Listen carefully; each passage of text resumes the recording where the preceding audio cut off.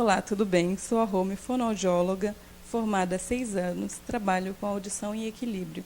Estarei com você toda quinta-feira aqui na TV NH, a partir das 17 horas. Traremos assuntos atuais sobre saúde, dúvidas, curiosidades, entrevistas com especialistas. E hoje, para o nosso primeiro programa, vamos ter uma entrevista com a doutora Suzy Eona Kahn sobre perda de audição. Esse é meu programa. Assista aí. Estamos aqui com a doutora Suzy Kahn, médica otorrinolaringologista, que vai nos falar mais a respeito da perda auditiva. Então, doutora Suzy, o que causa a perda de audição? A perda de audição, na verdade, ela tem várias causas, né? Tem a causa, a gente chama, né, cientificamente da causa neurosensorial, que geralmente é uma alteração do nervo, né, da audição. E tem as causas condutivas, né, que geralmente são doenças que estão, né, na orelha média, né, ou na orelha externa. Aí tem várias causas. Tem a causa, né, pelo cerúmen, que é tão conhecida, infecções, né, doenças ali dos ossinhos do ouvido, né, mas são inúmeras causas. A causa de perda de audição é bem ampla mesmo. E a perda de audição na terceira idade? Quais as causas? Geralmente a causa na terceira idade, a mais comum, né, é a chamada presbiacusia, né? E aí, o que seria isso? Isso seria uma degeneração natural do órgão ali da audição, né, do nervo auditivo, que ocorre com a idade. É uma evolução natural, é como a deterioração, né, da visão, né, que ocorre com a idade, e no sistema auditivo também ocorre essa alteração. Geralmente é a causa mais comum, né, nas pessoas idosas, né, que é identificada como perda de audição. Mas a gente sempre tem que excluir, né, outras causas, né, porque não é, apesar de ela ser a mais comum, existem outras causas e sempre devem ser investigadas. E o que a gente pode fazer para evitar? Quais são os fatores de risco? Fatores de risco para perda de audição também são muitas. A mais conhecida mesmo, né, é a exposição ao ruído. Então, as pessoas que já trabalham com exposição a ruído, né, como em fábricas, em lugares barulhentos, né, trabalham com exposição a sons altos, elas devem fazer uma prevenção, né, usando os EPIs, que são chamados, né, que são os protetores auriculares para o ruído. E, além disso, né, na vida comum também a gente tem que evitar de, né, por exemplo, quando se vai em festas, né, ficar em lado da caixa de som, ficar exposto a fones de ouvido com um volume muito alto. Isso tem sido uma causa bem prevalente agora, né, na adolescência, né, que os adolescentes estão usando bem mais os fones de ouvido para ouvir música alta. Então, a prevenção é desde cedo. E, além disso, né, para os fatores de risco para a presbiacusia, tem as doenças associadas na vida idosa, que, por exemplo, doenças da circulação, diabetes, aumento do colesterol. Se a pessoa não tratar essas doenças, existe uma facilidade que a perda de audição ocorra de forma mais rápida e de forma mais grave. Então, qualquer doença que a pessoa tenha, né, tem que estar bem controlada também para evitar a perda de audição gradativa. E também tem os fatores genéticos. Se na família tem muitas pessoas com perda de audição, né, ou história assim, de perda de audição desde a juventude, essas pessoas já devem fazer a avaliação com seus médicos para poderem prevenir se existir uma possível prevenção, né, da perda de audição ao longo da vida. E em relação ao idoso, como pode afetar a perda de audição, essa vida do idoso? Geralmente, o que a gente vê bastante é que algumas vezes é o familiar que traz, né, o paciente idoso na consulta, dizendo que a pessoa não está entendendo a família, que a pessoa está cada vez mais aumentando o volume da TV, do rádio em casa. Porque algumas vezes a pessoa idosa não nota mesmo essa progressão, ou algumas vezes existe um certo preconceito, né, de que surdez, né, seja uma doença, e algumas vezes a pessoa finge, né, ou tenta burlar de toda maneira de que não tem aquele problema. Né, e algumas vezes a família não nota que é uma perda de audição, né, e acha que a pessoa idosa está se isolando, né, está ficando rabugenta, né, está tendo outros problemas, e pode ser iniciada por uma perda de audição. Então, no próximo bloco, a doutora Suzy volta com a gente falando dos tratamentos, né, para perda de audição. Assista a segunda parte da entrevista da doutora Suzy no segundo bloco. Agora vamos conhecer um pouco mais sobre a estimulação auditiva.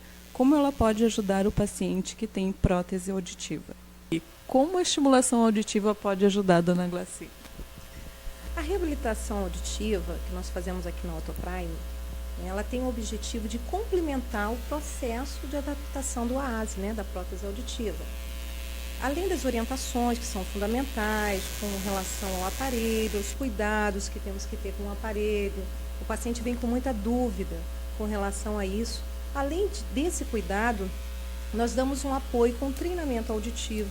Esse treinamento nós usamos muito do computador, né? São jogos como gameterapia, independente de idade, Rony, criança, até mesmo o adulto, o idoso, né? E nós treinamos aspectos como memória auditiva, percepção, discriminação.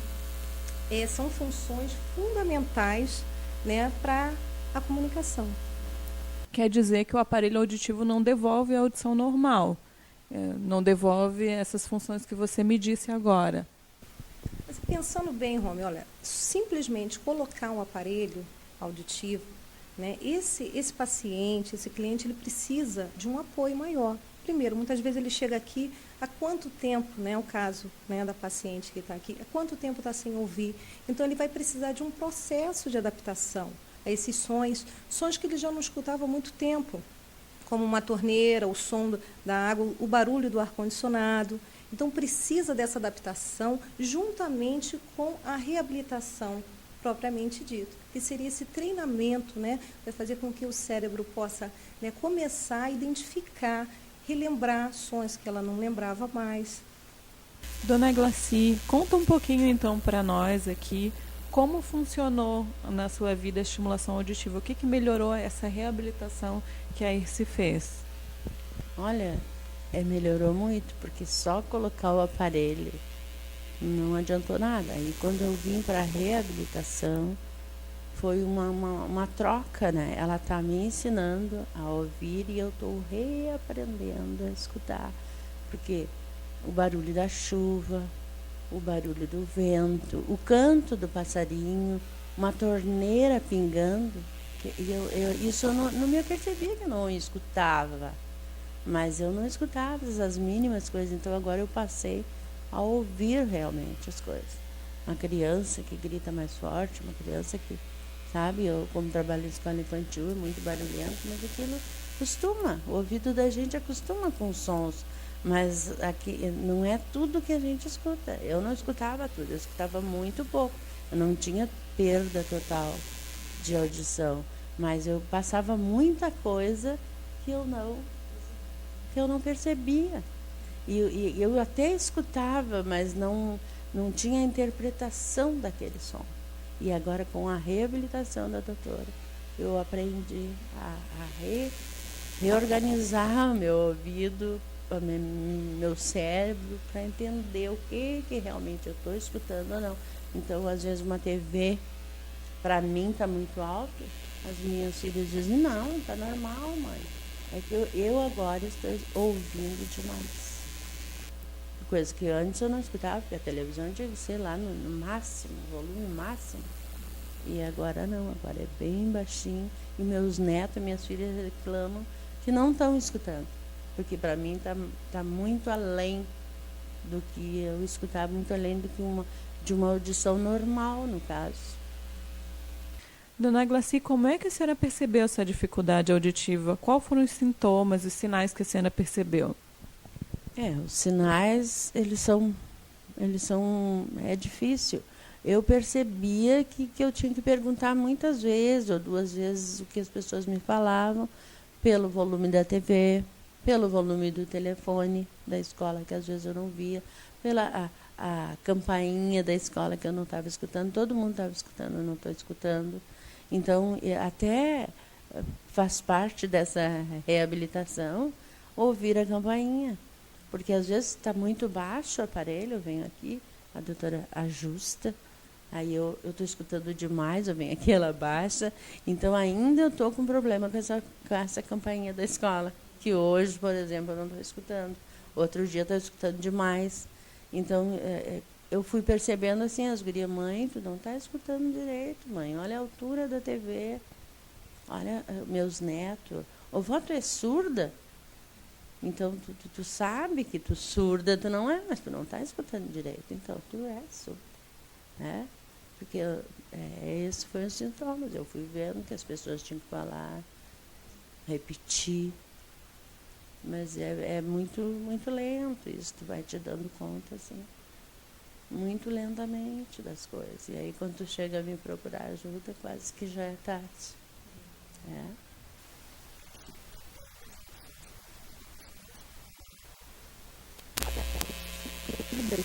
Diferente, esquerda.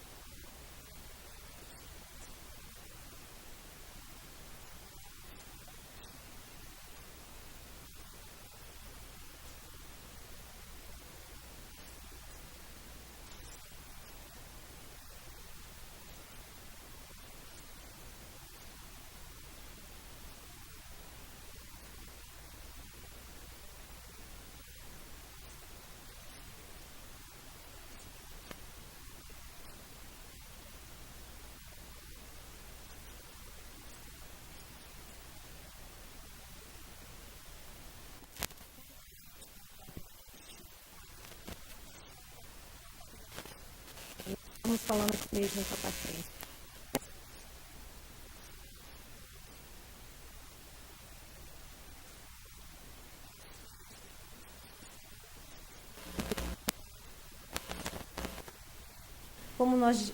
Como foi dito, a pessoa escuta som, mas não compreende os detalhes, se perde algumas coisas, algumas palavras se confundem. Então ele começa a perceber isso no telefone, nas conversas, ela passa a se afastar. O volume da televisão é um indicativo. Então é um momento de procurar ajuda de um profissional, né? Perceber, olha, não estou ouvindo, as pessoas, mas você não ouviu, eu te chamei, né? Sons como a campainha, muitas vezes ele escuta, um som mais agudo, mas assim, esses detalhes, né? Que é justamente uma conversa, o som ao telefone, o volume da televisão, e as pessoas que estão ao redor, elas começam a perceber também, os familiares, os colegas, oh, tu não escutou direito, você não está ouvindo, né? Então, são detalhes que a própria pessoa ela começa a perceber e ela vai procurar ajuda a um profissional, né? Um fonoaudiólogo, uma clínica, um otorrinolaringologista, que é o médico especializado que trata desse assunto, da parte de audição. Ele vai te encaminhar, ele vai fazer os exames necessários. Dona Glaci, o que mudou na sua vida depois do aparelho auditivo e da reabilitação auditiva? Olha, foram muitas coisas, mínimas coisas, mas para mim parecem bem grandes. Porque eu já não saía mais, já não vivia socialmente mais. Porque se eu fosse numa festa, eu ficava irritada com o barulho. Eu escutava o barulho, mas eu não distinguia o que as pessoas estavam falando. Então, tinha que perguntar muitas vezes. Então, agora eu já participo socialmente, a convivência com minhas filhas em casa, com os netos. Escuto demais agora, escuto demais. Escuto até se estão cochichando, falando de mim, eu escuto. Porque a avó é assim, né? Às vezes a avó se torna chata, a mãe se torna chata, e até isso. Então mudou muito no meu trabalho. Foi bem melhor no meu trabalho, porque as pessoas costumavam. Eu te chamando, surda, tu não está escutando? E isso magoa, né? A gente fica magoada, tu sabe que elas estão falando a verdade, mas tu não quer ouvir. Então agora mudou, ninguém mais me chama de... Todo mundo sabe que eu estou usando o aparelho, que eu estou reabilitando, né, que eu estou voltando aprendendo a ouvir novamente, mas já ninguém mais precisa me chamar duas vezes. Me chama, oi. Às vezes eu nem identifico de que lado vem ainda, mas eu sei que alguém já me chamou. Então aí eu procuro ver de onde está vindo o som, quem está chamando. É bem legal, é muito emocionante tu fazer parte do contexto novamente. Então, o que fica da mensagem da reabilitação auditiva? Como nós vimos até a paciente aqui falar, né? Ela contou a experiência, né, com relação antes e depois da prótese auditiva. Então, é muito importante nós ressaltarmos que a audição é o principal canal para desenvolver comunicação. Então, quando começa a ter um probleminha, uma interferência, né, ela vai gerar danos. A gente percebe, a pessoa começa a se isolar, ela começa a se afastar, né, do meio. Por quê? Porque algo está de errado, alguma coisa errada na comunicação. Né? Ela não está ouvindo, acaba comprometendo muitas vezes a fala, muitas vezes a dicção. Então, é um problema que abrange outras coisas.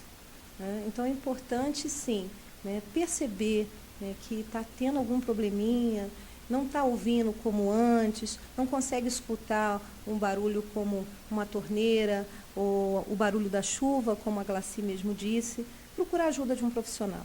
Né? Tem ajuda, tem aparelhos, tem tipos de perda, muitas perdas pode ser protetizada. Né?